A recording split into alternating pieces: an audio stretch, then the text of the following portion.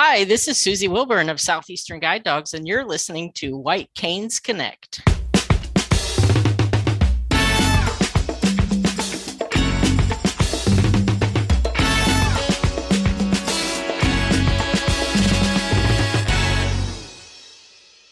Hey there, PA Federationists. Welcome to another episode of White Canes Connect, presented by the National Federation of the Blind of Pennsylvania. My name is David Goldstein. I'm the treasurer of the Keystone Chapter. Joining me today, as always, is co-host and Keystone Chapter's second vice president, Lisa Bryant. Lisa, how are you today? I am well, David. I really should put that question to you coming back from Washington seminar. I'm sure we'll hear more about that. But in this episode, we talked to Suzy Wilburn, and she is ambassador of outreach and recruitment for Southeastern Guide Dogs. Suzy is a really great representative for this organization. She is a guide dog user herself and really believes in this program. She did have all the answers, and all that I kept thinking about as we're talking to her is all these dogs running around down there in Florida and thinking, A, how warm it is, and B, how nice it would be to be out there with those dogs. But it's interesting how Southeastern even got on our radar. So stick around till after the interview, and we'll tell you about that. But it's something Lisa did. So take a listen.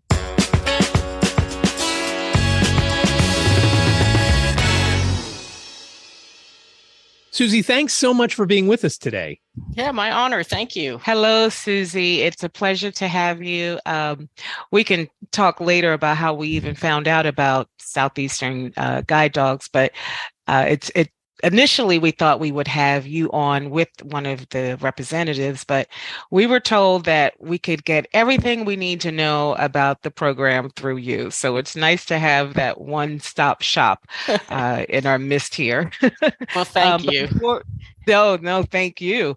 But before we go into all the nitty gritty, tell us about you. Tell us about your vision condition, how you even first came to Southeastern Guide Dogs. So for me, I was an athlete growing up, and I didn't know anything about vision loss until I was diagnosed with Stargardt's disease. And it's usually an adolescent disease that affects the central vision, but I was 27 when I was diagnosed. So it was a devastating, to say the least. But, you either handle what you're handed or you shut down, and I couldn't just shut down.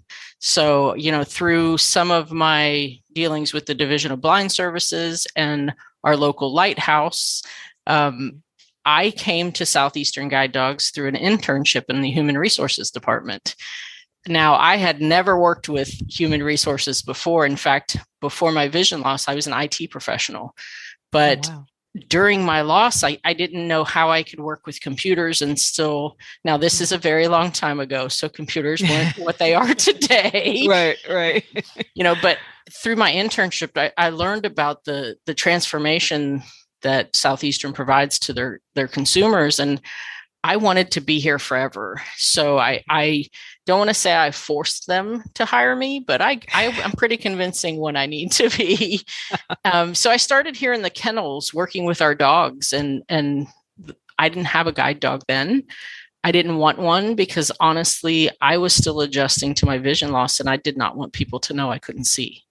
So, I pretended I could see, and tripping over things and running into things was very embarrassing, but I did it. And then, through my work in the kennels, I moved into management. And then way back in 2011, I started in our admissions and alumni support department, which supports all the people of Southeastern and our 600 graduated teams across the country. And I stayed there for about 10 and a half years. And most recently, in the last few years, I've been put in a role as an ambassador of outreach and recruitment, which gives me the opportunity to do what I'm doing today. This is what I get to do for a living. I get to spread the word about what Southeastern does and how much it's changed my life and how much it can change somebody else's life. And I answer questions, and, I've been through it. I can speak from the same perspective as a potential client. So I think the role I'm in now is where I was meant to be. And I'm going to be here for the rest of my time. Just out of curiosity, what was your sport that you were big on? So, well, I'll be honest, David, if I could hit somebody, I played it. So my biggest sport, I started playing soccer when I was 4. Okay. And I also played softball. I was a catcher because that's the only position you can play in ball where you can hit somebody. So, but I played soccer in Portugal, and oh, wow. I was pretty good. I was pretty good, but I was also very arrogant. So not a great person. And, blindness will humble you quickly. Yes. I can definitely attest to that, but that's another podcast. So tell us more about Southeastern Guide Dogs. Tell us a little bit about, how they got started, whatever you can speak to in terms of the history and the type of support that they're providing now for people. Sure. So we've been around since 1982. We were actually founded by a local eye care specialist and a member of the Lions Club.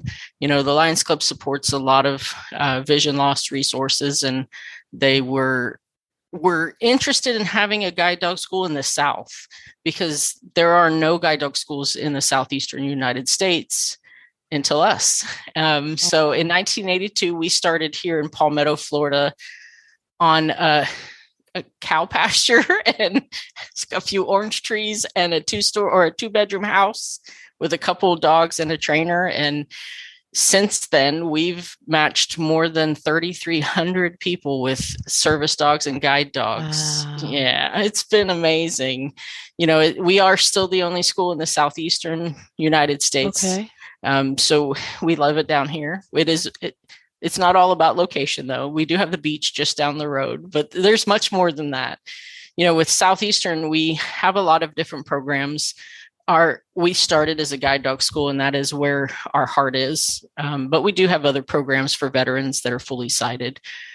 But with the guide dog program, we have the dog training is so important, and we try to help people understand the importance of training a guide dog as opposed to training a service dog, because a guide dog does so much more in their responsibilities for somebody's life and safety.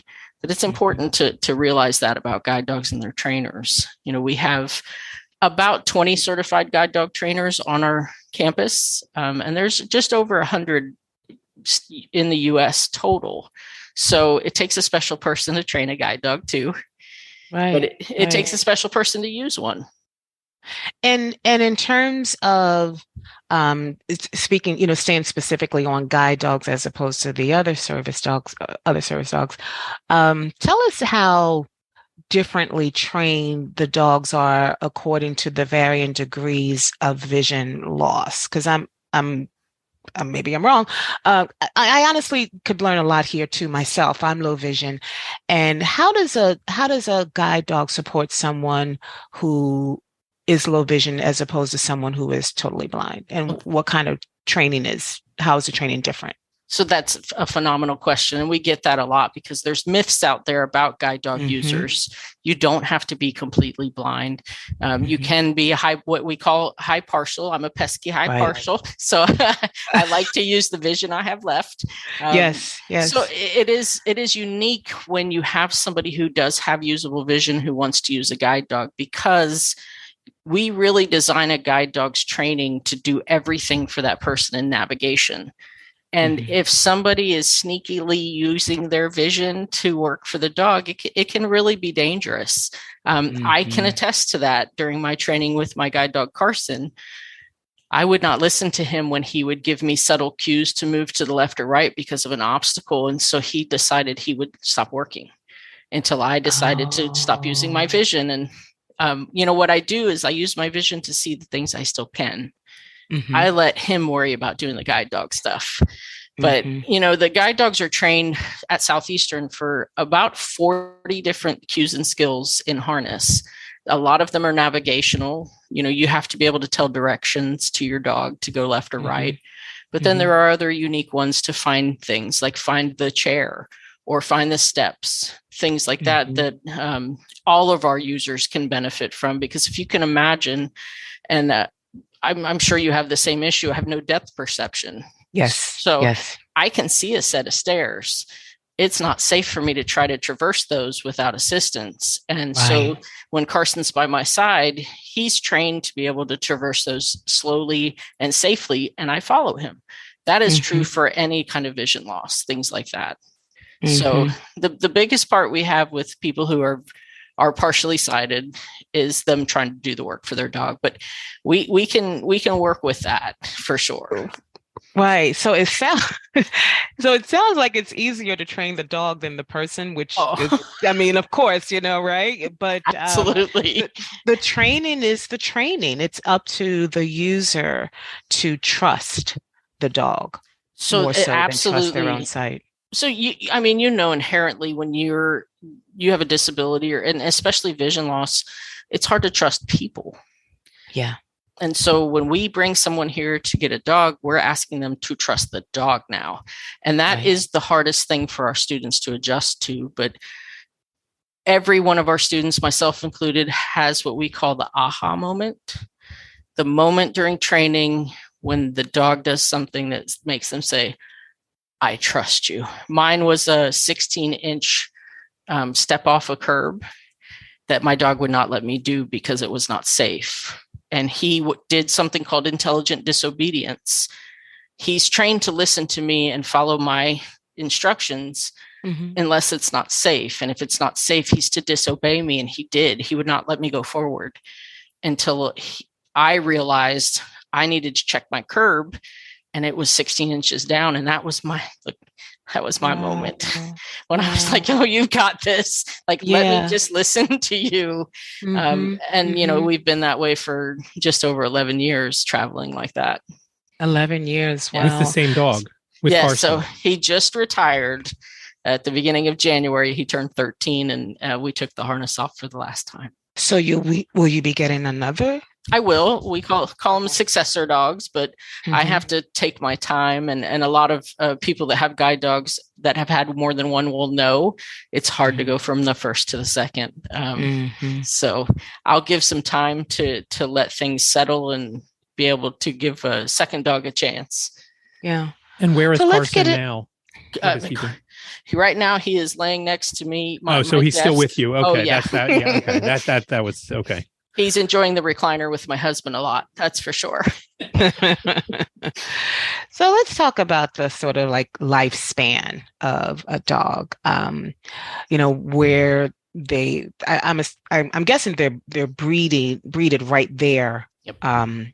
On site, and then what's that training like? How long is that typical? And I'm sure it varies, but on average, how long does that take? And then where do they go after they're retired?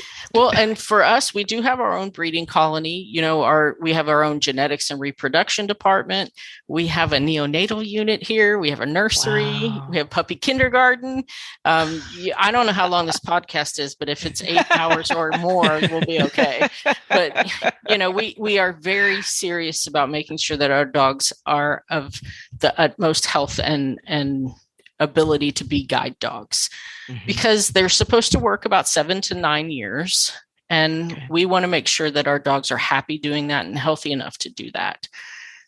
Our training is almost 2 years long. So we really start training at about 3 days old. If you can imagine, if they fit in the palm of your hand and you can start to touch the pads of their paws and their bellies. And, it doesn't sound like training, but what we're training them to understand is that human contact is what they should love. And so as they grow up in our puppy academy here on campus, they get an individualized education plan, and they go through puppy development and our puppy kindergarten, and all along the way. And this is even true until they get to campus and through their training on campus as adults. We're asking them questions about how they feel about what we're asking them to do. How do you feel about this surface? Are you okay walking on gravel? If you're not, guide dog work might not be the best thing for you, and we're not going to ask you to do that if you're not comfortable. So that is what we do with all of our dogs from start to the end of their training. Now, once they're about 10 weeks old here on campus, they go to these wonderful people called puppy raisers. Now, Carson's puppy raiser was a high school senior, and she did a phenomenal job. very selfless of her, because these families, couples or individuals, take home this little fur ball at 10 weeks old, and they teach them the foundation of good manners, of acceptable behavior in public and things like that for about 14 to 16 months. Once that time comes, then we ask them to bring them back to us, which is very emotional. Sure, that's hard. Yeah. So we have a freshman orientation. We do a big celebration of the accomplishments of our puppy raisers and their dogs. And then our dogs start formal training, either for our service dog program or our guide dog program. And we do assessments and medical checks, and we have a canine fitness center. They get to go swimming in the pool. They get to do a ton of things on campus that I sure wish I could do. I don't think I realized, I guess I always just kind of assumed that all the training was done on site, as opposed to the dogs going somewhere else. I mean, it makes sense because the more sort of human interaction they have, I guess, the better. Is that typical, do you know, of all guide? I mean, I don't expect you to know what the guide dog trainings are like, but is that sort of like the norm? It is. Okay. It's the norm for most of the schools across the country have puppy raisers. And that does give the dogs some socialization and exposure to different things, because even though I'm in Florida and that's where I use my guide dog, we may have a client come in from Maryland. And if all of our dogs are only exposed to things in Florida and people on this campus, they're not going to be well socialized once they go out into the real world. For the puppy raisers, do they come back? For example, that one that trained Carson, did she come back to do more, or? So most of our puppy raisers do come back and repeat. We've had some raisers raised in the 40s numbers of puppies. Wow. Now, Carson specifically, she went off to college. Okay. And, I don't blame her for that, although I do a little bit. But, what we see with our repeat raisers are that they're mission-minded, and what they do with those dogs, they know can save somebody's life. So they just do it over. They may cry that day they bring the dog back at one end of campus, and then an hour later they're crying at the other end, picking up a new puppy. Right. So, and I'm sure most of the guide dog schools would tell you that is our biggest need, is puppy raisers. And I think it's an interesting thing, though, because we have a dog, not a guide dog, just a pet. And there are times when we think, oh, we'd like to do this, but you can't because you've got the dog and you don't want to do this and that and the other without him. But if you're a puppy raiser, you could raise a dog 14 to 16 months, like you said, and then take a break and then go back and get another one. Again, you're not going to have that same, basically you're starting over like Groundhog Day, but each dog, I'm sure, has their own personality, and you get used to that, and you're training them. And like you said, they're doing important work. So to me, it would be an ideal thing if you want a dog, but you still want a little time off here and there to get out and go traveling or whatever. Absolutely. And one of the great things about our puppy raising program is we have puppy sitters and puppy campers. So if you're a puppy raiser and you say, I need to go on vacation for a couple of weeks and I can't take this puppy with me, we'll have somebody else camp the puppy for you while you're gone. But, a lot of the states have laws under the ADA that allow puppies in training, service dogs in training, to enjoy the same access rights as service dogs. So, especially in Florida, our puppy raisers can take those puppies to a lot of the places that they go, whether it be a restaurant, a movie theater, things like that. That as that puppy grows up and gets to the stage where that's appropriate, they can take the puppy with them. So, are most of the do you refer to them as clients, consumers? What would be the appropriate? We have students and graduates, but we however you want to classify us, where that's us. Okay. I'm just curious, are they primarily within that Southeastern region, or have you had them from farther away? We serve about 44 different states of the 48 contiguous United States. So our services are for anybody in the United States, with the exception of Hawaii, because they have their own guide dog school there. I'm just wondering how that training works with someone who is where we are, for instance, in the Northeast, where the weather can be very temperamental. And maybe a dog has not seen snow, like you mentioned earlier before the recording, that you've only seen snow 3 times in your life. How do you incorporate those those sorts of things in the training? So once we match a dog to a student, we're getting ready to call them in to class to come to campus. They come to our Palmetto campus for 3 weeks, stay here. We have dorm rooms that are really like 5-star hotel rooms. In fact, when I redesign my bathroom, I'm going to use the one that's here with the rainfall shower or whatever it's called. We have 12 rooms here. We have 2 professional chefs that cook for our students while they're here on campus. But when we know the dog is going to go to somebody, say in a we have clients in Maine, and our dogs are not exposed to that. But knowing that's that extreme. dog, right? Knowing that dog is going to go to Maine, we may start to train it with protective foot coverings, things like that. It's not. When you live in a climate where the weather can get extreme in one way or the other, sometimes it's not appropriate to work your dog in those situations as well. So in places that there might be salt on the sidewalks and things like that, we definitely will work with foot coverings for the dogs to make sure they're comfortable in that. But a lot of people think like a dark colored dog shouldn't be in Florida because of the heat, but they adjust perfectly fine. You just look for the same signs you would look for in any kind of dog for heat exhaustion or things like that. And same with the cold. You want to make sure you keep their feet more than anything protected from that, the ice and the snow and the salt and all those things I don't like. Yeah. So let's get back to training the person. Tell us some examples of the type of things, because at the end, we'll talk about how if anyone wants to get connected with your services, how do they go about doing that? What do people need to know who have maybe someone like you who has, spent a good deal of their life without a service dog, and now here, you have to make that kind of transition. So that's one kind of psychological adjustment. But what other things do people need to be aware of? And what sort of examples have you encountered are the difficult barriers of training the person to be a match for a good service dog, a guide dog? It's interesting that you say that because, at Southeastern, we've worked over the past few years to design our online university, which is something that we'll be offering and do offer to our applicants who are approved for guide dogs before they come to campus. And it's a whole academic process to help them learn about a dog, the care of the dog, about how to have a guide dog, about access rights, and all the tools that they're going to need to be successful with the dog before they ever step foot on campus, so that they can take their time in learning what they need to learn. But, some of the things we see are just the things I talk about, the care of a dog, because some people have never had a large breed dog before they decide to get a guide dog.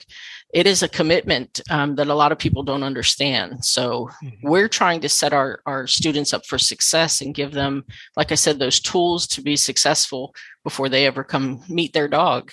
It's interesting when we see our clients come on campus, because you'll see people walk in with their canes, and sometimes they look disoriented or scared, confused.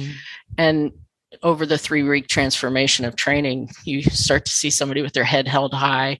They become more confident, a little sassy sometimes, but that's okay. And they're starting to understand that they can pick their head up and they can be confident in their travel and not have to worry that they're going to fall down or they're going to trip over something or run into someone. And it's amazing that a dog can do that kind of transformation in such a short amount of time. Yeah, you said 3 weeks. Yeah. It's intense. Wow. I'll be honest with you. Okay. Yeah. It is progressive. Like a boot training. camp, huh? It is. We don't have drill instructors. We don't. I promise.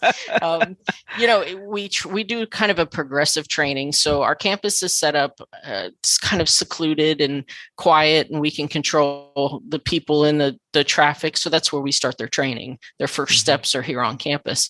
But then we move into Sarasota, which is a little bit more traffic, a little bit more people, and they start to get some real life scenarios that they work their dogs in the mall and in street crossings and things like that. And then the last 2 weeks, they visit St. Petersburg, which is a lot of people and a lot of traffic and a lot of dogs and a lot of everything. And we've given them the skills to get to that point so that they can be successful with their dogs in those scenarios. So it's amazing. It's amazing to watch it happen. What's the percentage between guide dogs and service animals that you guys train there? So I'll be honest with you, we look at more of overall utilization of our dogs. Okay. So about 70% of our dogs are placed into working careers, whether it be service dog, guide dog, or companionship career. That way, those companion dogs, when I talk about that, what I mean are dogs that have told us they don't want to be a guide dog and they don't want to be a service dog.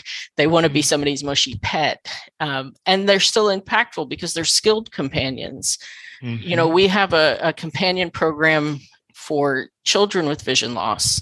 And that dog is a skilled companion that's placed in a family setting. And what we're looking at is we're helping that child learn the responsibilities of large breed dog ownership. And so when they become ready for a guide dog, they can say, I have all the information I need to know if I can handle that when I go to college or I go into the workforce. They've had those skills honed during their time with their companion that make them more successful as guide dog users. And you've mentioned large breeds. I usually think of a guide dog as a golden retriever, a lab, or something like that. Down in Washington, saw a whole bunch of dogs that were none of those, and some smaller. So when you say large breeds, what are you mostly going for? So at Southeastern, we use labs and a mix of a lab and a golden retriever called a Goldador. And so we're looking at our dogs right now. The average is about 50 to 65 pounds. Now, Carson is an 80-pound lab, so they do vary. But, we feel like at Southeastern that those breeds are the most successful. They have the best work ethic, the trainability, and they're biddable. And what I mean by biddable is they want to please you. So if you have a piece of food in your hand, they're very biddable all the time. But there are schools all over the country, and a lot of them use different breeds. There are some hypoallergenic breeds out there that I've seen those, use. Yeah. And there's a long wait list for those, though. So people should be prepared when they're looking or thinking about guide dogs. But the wait is worth it. You want to get the best dog for you and the dog that you're most comfortable with and the dog that's going to suit your lifestyle the best. So waiting, although it can be excruciating, is worth it, every minute of it. And that's funny because that's what I wanted to get into too, is the actual application process and costs. Kind of walk us through that. Do you want to take a guess at how much it costs? I think I already know this answer, so I will recuse myself. Okay. Oh, no. Oh, I was going to say maybe you should, because then that way I won't embarrass myself. I would say $0. You're right. Oh. So at Southeastern Guide Dogs and many of the guide dog schools across the country, all of our services are provided at no cost. Now, something that makes Southeastern very unique is our alumni benefits program. So you've received your dog and the training and the equipment, and all of that is at no cost to you. We do lifetime follow-up service. So we have a whole department that is dedicated to making sure our teams stay successful. But beyond that, we have benefits from Family Pet Food, which is their dog food every month. The preventatives from Elanco that make Trifexis, which is a heartworm preventative. Our annual veterinary wellness visits and all of our vaccinations for our dogs are at no cost to our graduates. Wow. So it is amazing that we have people who are generous and believe in the mission enough to support that.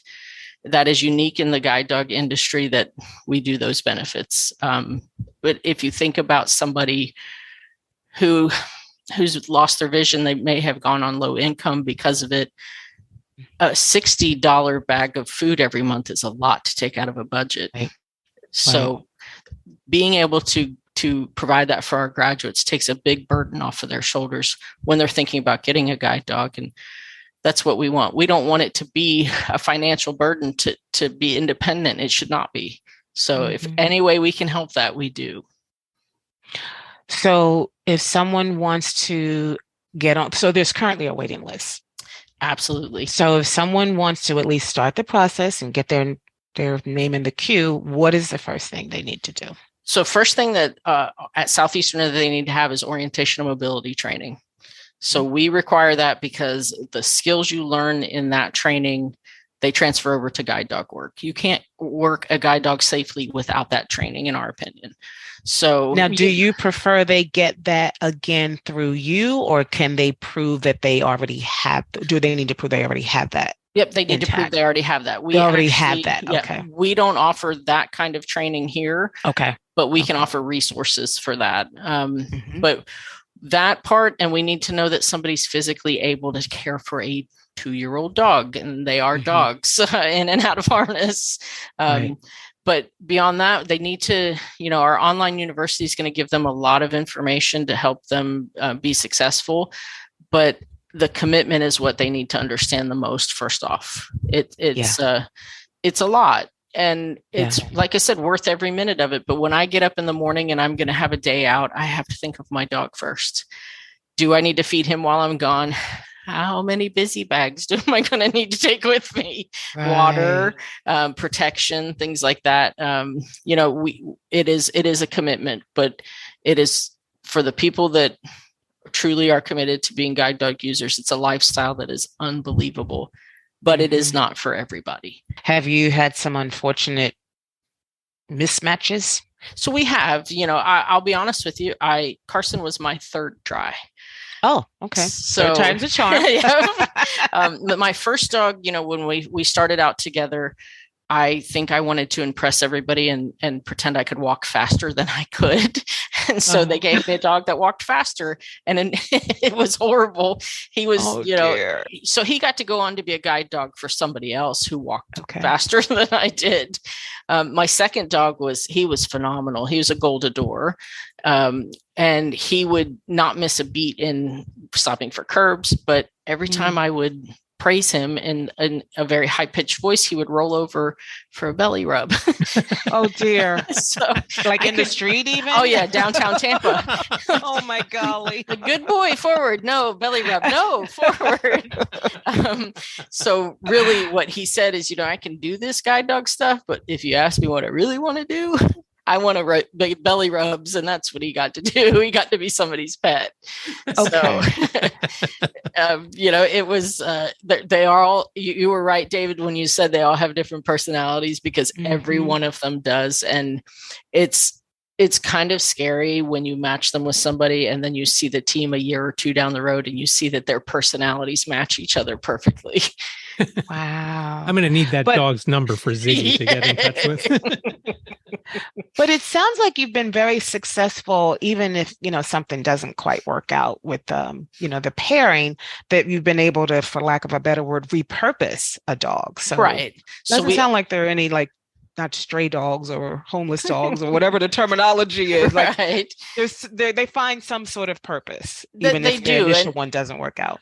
And that's that's one of our biggest goals at Southeastern. They're born and bred to thrive, to please people and be working dogs. And if they've given us the inclination that they can't be a working dog, could we make them a skilled companion? And every one of our dogs, regardless of the end game, makes an impact on somebody's life. And that's really what we're all about. You were talking earlier about some of the things that make, your location is one distinctive, but you mentioned other things like, having that alum service. What are some other sort of distinctives about the Southeastern program?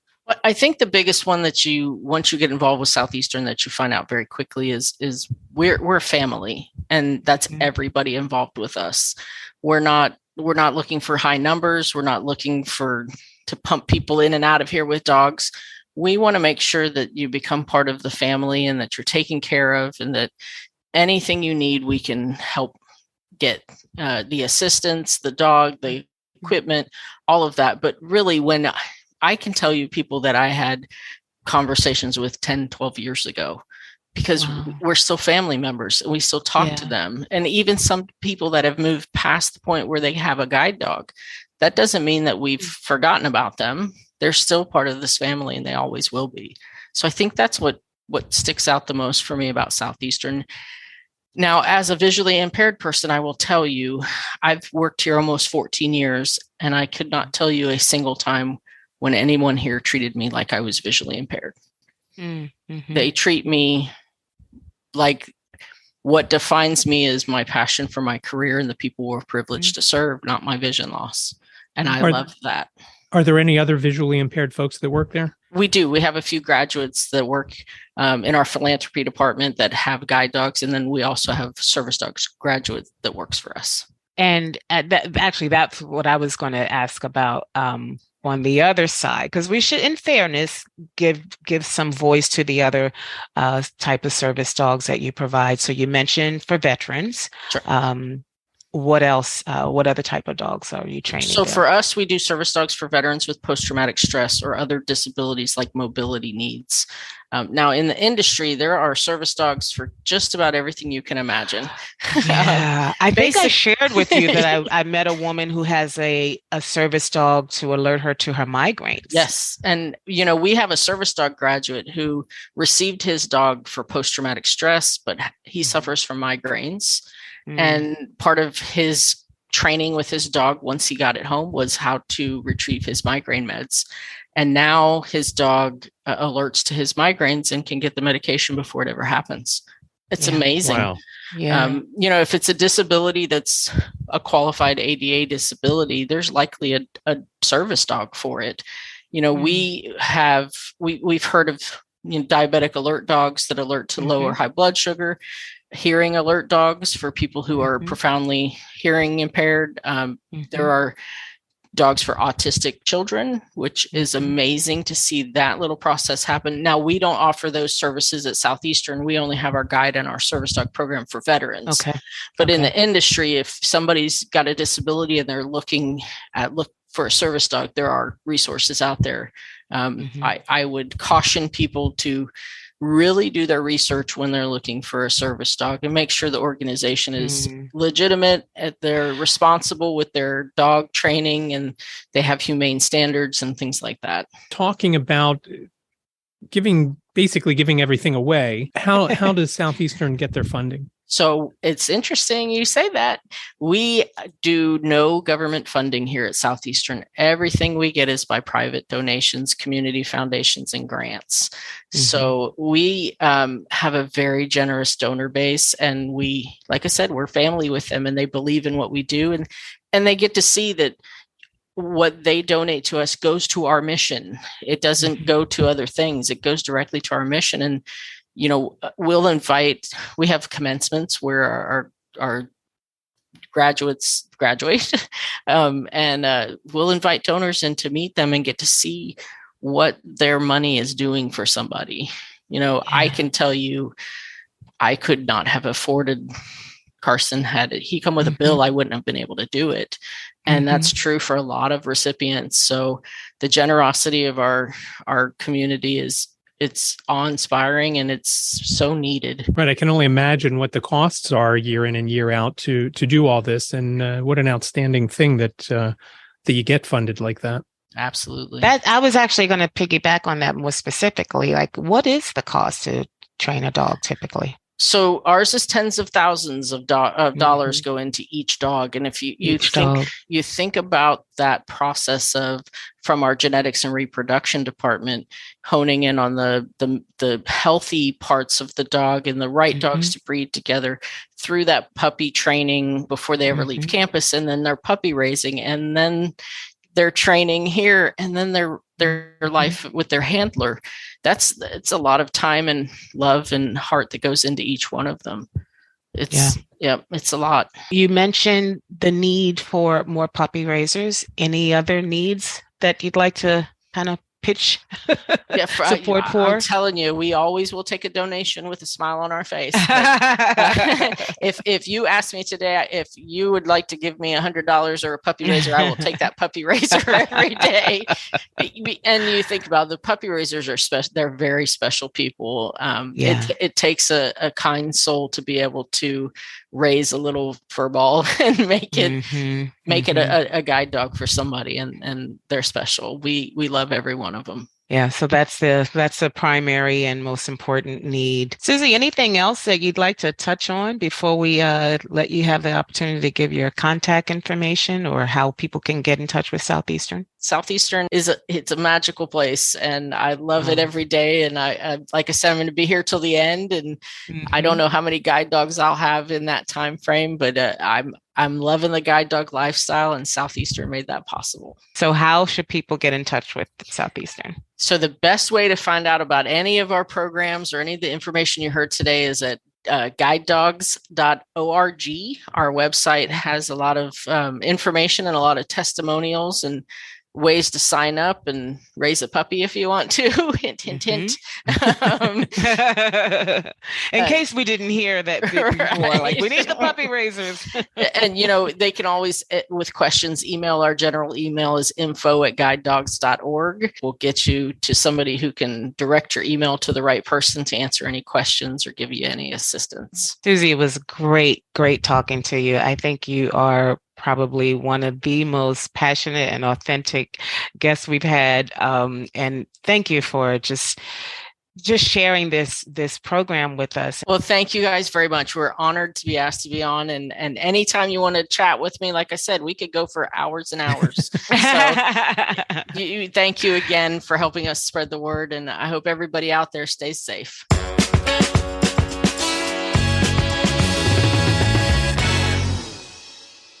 Thanks again to Suzy for coming on and giving us the scoop on everything about Southeastern Guide Dogs and what a tremendous amount of work they do down there in Florida. Yes, and I just love Suzy's genuine passion for the organization. I think she is great. She's so perfectly fit for that position as an outreach and recruitment ambassador. But a really interesting story is how we even first found out about Southeastern. David, you remember I texted you a while ago saying that I heard this music on the television. It was so nice and soothing. It really just caught my attention. And I'm literally standing in front of the TV, sort of like breathing on my TV, because I'm wondering, what is this? And I do make out images of somebody with a dog, but there's no voiceover. And then at the very end, it said Southeastern Guide Dogs. And I thought, really? It's interesting that you were able to see that, because I wouldn't have even have been able to see that. And it's funny because let's just back up. That was in December. And then when we were all out to dinner in January, and you reminded me of that because I had since forgotten, a couple days after that, Liz, my wife, who is fully sighted, and we never turn on any kind of audio description for her because she doesn't need it. She is the audio describer in her house when it's not on. She happened to be watching a show that she recorded on the DVR that was on the cooking channel and saw that commercial. Whether it was the same one or not, I kind of think it was the same one because it ran within a few weeks' time of when you saw it. And she showed it to me. She stopped the recording there. She got me. She showed it to me. I was infuriated because here is an organization that is presenting a service to folks who are blind. And it's a little misleading to me now misleading on my end because it's called guide dogs. And as Suzy said, they do more than guide dogs. Right. And so I was mad. And so I went and Liz read me the URL, and I went down and I went to guidedogs.org and I saw a phone number. I'm like, great, I'm going to call. And it was right at the end of the business day. So nobody picked up. And the next day I got a return call from Ashley Handy, and she and I went back and forth, and she said, she was very sorry, but all their commercials are described. And I kind of felt dumb at that point because we didn't have audio description on because it was Liz watching TV. And it led down another rabbit hole for me to actually getting the audio description on my TV to work, which I covered in my own podcast a week or two ago. But when all is said and done, they do have all their commercials are described. And I will put a link in the show notes to the episode of I Can't See You that I did, and showing you the difference between how this video, and it's not the same video that Lisa and I saw and Liz found. That was a commercial that was 30 seconds. The promotional video that Ashley sent me is called Hope, and it came out right around the holidays. And I believe it was just an online type of thing. It's about 1.5 minutes long. I play the first version is without audio description, and again, without any kind of voiceover. And then the second one is with the audio description, which of course tells you everything you need to know. The difference, Lisa, I think, with you and I, because Liz is sighted and my kids are sighted, we don't turn audio description on the cable very often because it only happens when I'm watching. If I'm watching Netflix, I have my own profile.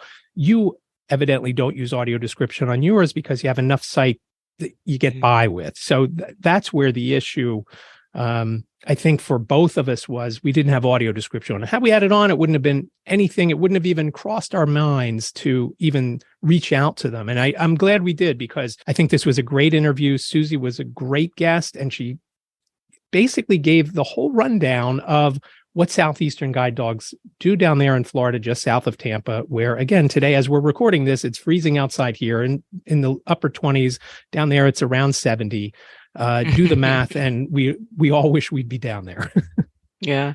And kudos to Southeastern for getting back to you right away, and wanting to resolve the issue. We always like to hear that organizations or companies are responsive to the feedback like that. Right, they really were, and again, Ashley she's got the right position. She's full of energy, just as Suzy, very passionate about what she does, and about the folks that become students or graduates of the program there with the guide dogs. And hearing what Suzy was talking about the dogs, and thinking about the one that she that she had to give back because he wanted the belly rubs, I immediately thought of my dog, who was just a pet. And he is a playful type of dog, and he is not a worker. Well, that was a great interview. What else do we have going on in the affiliate? One thing we can talk about is the Parents of Blind Children and their candy fundraiser. I'll have a link in the show notes. It's running through early April. So go ahead and order some things to benefit the parents of blind children. Obviously, a lot of great, delicious things that you can buy there. So please support. In the meantime, if your organization is having a fundraiser, or you have an event, you want to come on the show, you have any kind of comments or feedback, please feel free to email us at whitecanesconnect@gmail.com. You could also reach out via phone, 267-338-4495. You have up to 3 minutes. Leave your name and your town where you're calling from. If you've got questions, comments, show ideas, things you like, things you don't like, you think Lisa needs a different partner on this show, whatever you've got, please reach out. 267-338-4495. We'd love to hear from you, good or bad. Hopefully it's good. Like Stacy always says, hopefully it's good, but we can take it if it's not. So well, Lisa, it was speak for yourself, because I'm very hypersensitive. So if it's bad, go easy on us. Yeah. See me if it's bad. I can take it. Lisa, it was another great show. And again, Suzy was a great guest, and a lot of great information, again, for the Southeastern Guide Dogs program. And again, those links will be in the show notes, so you can reach out and learn more about their program. Thanks, David. And thanks for listening, everybody. Thanks again for listening, everyone. Take care.